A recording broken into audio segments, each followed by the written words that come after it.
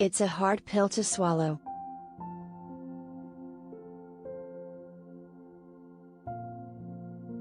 The Prozac generation is responding to a controversial new study from University College London that debates the efficiency of antidepressants, suggesting there's no evidence that depression is caused by a chemical imbalance and negating the decades-old notion that a serotonin deficiency is the reason for the mental health disorder gripping an estimated 21 million Americans.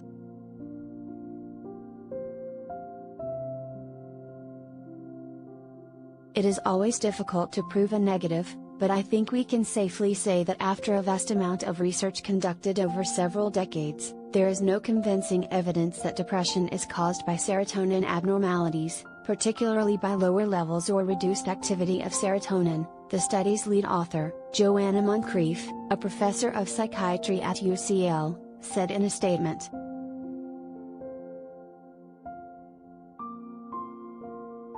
The study draws into question the efficacy of antidepressants, which millions of Americans have come to rely on.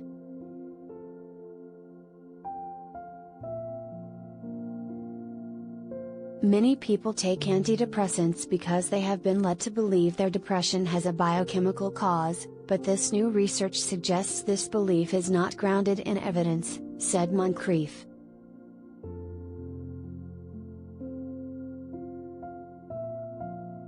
The findings weren't shocking to Mags Baker, a 37-year-old who has been on and off meds like Prozac and Lexapro since she was 20.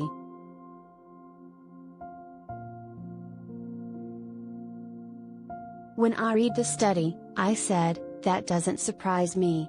It's another thing that Big Pharma has been pushing on us for such a long time, the single mom and business owner from Austin, told the Post.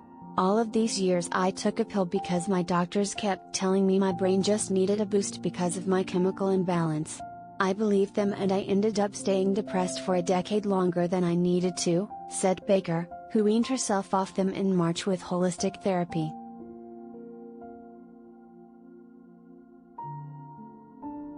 I just craved getting off of this hamster wheel, feeling bad, getting more medicine from the doctor, but because I'd be on antidepressants for so long I thought that was just the solution, Baker said.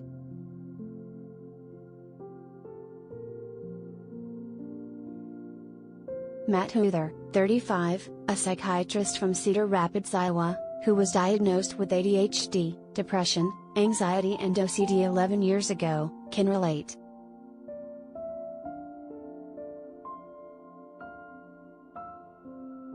I thought these diagnoses were a life sentence because I believed they were a symptom of a biochemical brain imbalance that I could do nothing about, Huther said. He was prescribed numerous antidepressants, but they didn't work for him.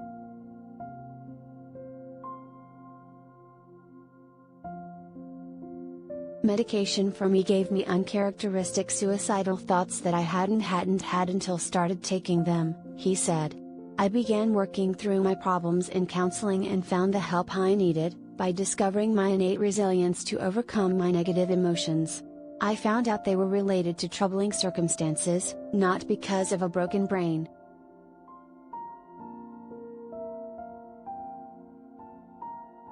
Carissa Carmali, 32, from Ontario, Canada, thinks there are times when meds helped her but believes there were also years that she didn't need them and wasted her energy on them.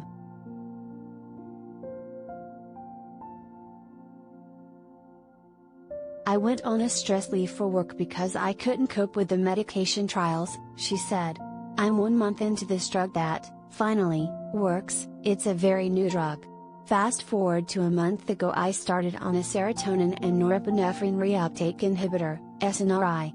It's an activating drug but it took 7 years to figure out.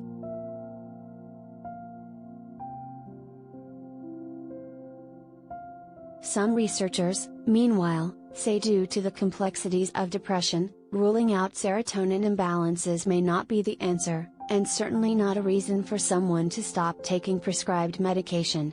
And despite the study, psychologists say antidepressant medications have proven track records of helping patients.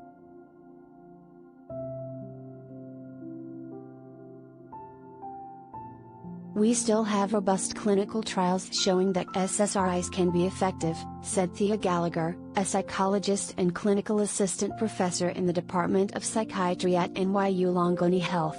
The study should help people who are just on an SSRI, just on medication, to also know that there are things you can do cognitively, emotionally to understand the things that are impacting your mood. I don't think it's just about running to get off your SSRI, but realizing the multiple factors and avenues we can do to better our mental health.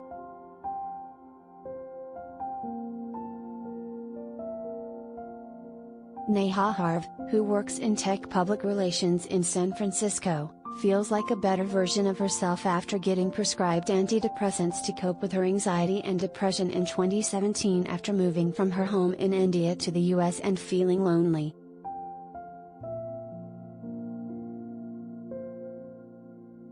Looking back, I don't think therapy would have been enough, Harv, 27, said. She had difficulty concentrating, answering emails and meeting deadlines back when she was in college. She also lacked motivation.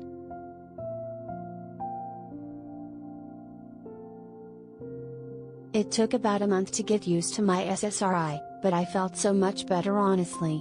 It really did make a difference in all aspects. I was a lot happier, which was not something that only I observed but people around me saw too.